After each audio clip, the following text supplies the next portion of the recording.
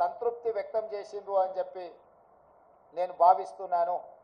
అదేవిధంగా 2019 పార్లమెంట్ ఎన్నికల్లో 3 పార్లమెంటు గెలిస్తే ఈ ఎన్నికల్లో మమ్మల్ని 8 పార్లమెంటు సీట్లు గెలిపించడం ద్వారా 8 సీట్లు అధికంగా ఇచ్చి పార్లమెంటులో కూడా మాకు అత్యధికంగా సీట్లు ఇవ్వడం ద్వారా ఓట్లు సీట్లు కూడా మమ్మల్ని పెంచడం ద్వారా ప్రజలు ఆశీర్వదించారు.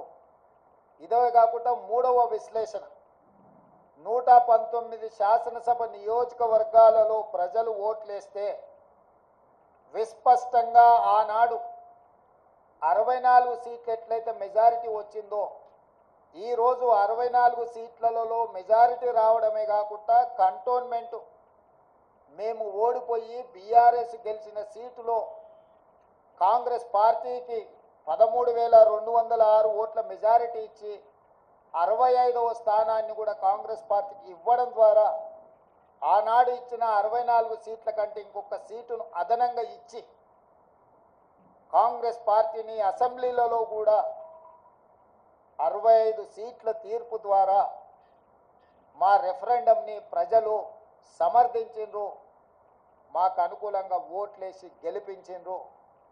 కాంగ్రెస్ పార్టీ అధ్యక్షుడిగా ముఖ్యమంత్రిగా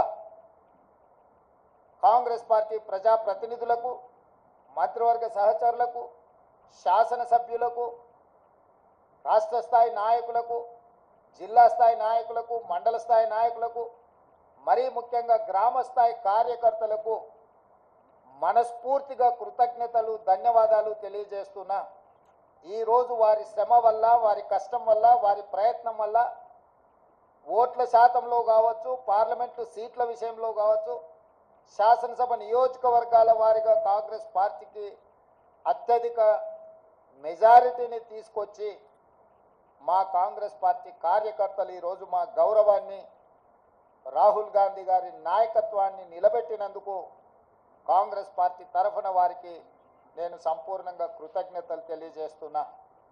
ఇక రెండవది 8 పార్లమెంట్ సీట్లు గెలిచిన భారతీయ జనతా పార్టీ 2019లో 4 పార్లమెంట్లు గెలిస్తే ఈరోజు 8 పార్లమెంట్లు సీట్లు గెలవడం జరిగింది. వాళ్ళు కూడా వాళ్ళ సీట్లను పెంచుకున్నారు. ఆనాడు 20% ఉన్న ఓట్లను వాళ్ళు ఈరోజు 35%కి పెంచుకోవడం జరిగింది. అంటే ఈ రాష్ట్రంలో భారతీయ జనతా పార్టీ కూడా ఓట్లు సీట్లు పెరగడం జరిగింది. అయితే ఇందులో వాళ్ళ ఓట్లు సీట్లు పెరగడానికి వాళ్ళ నాయకత్వాన్ని సమర్థించేదానికంటే బీజేపీని గెలిపించడానికి బీఆర్ఎస్ నాయకులు ఆత్మ బలిదానం చేసుకొని అవయవాలను త్యాగం చేసి అవయవ దానం చేసి ఈరోజు బీజేపీని గెలిపించడం జరిగింది.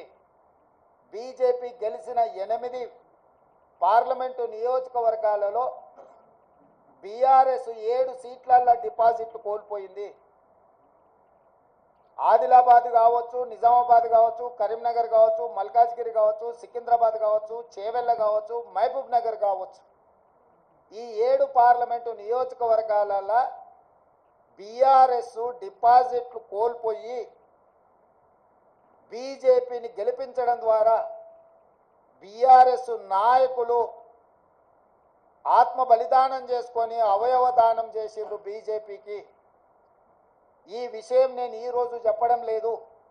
ఎన్నికల ప్రక్రియ మొదలైనప్పుడే స్పష్టంగా పార్లమెంటు నియోజకవర్గాల వారీగా బలహీనమైన అభ్యర్థులను పెట్టి బీఆర్ఎస్ శ్రేణులను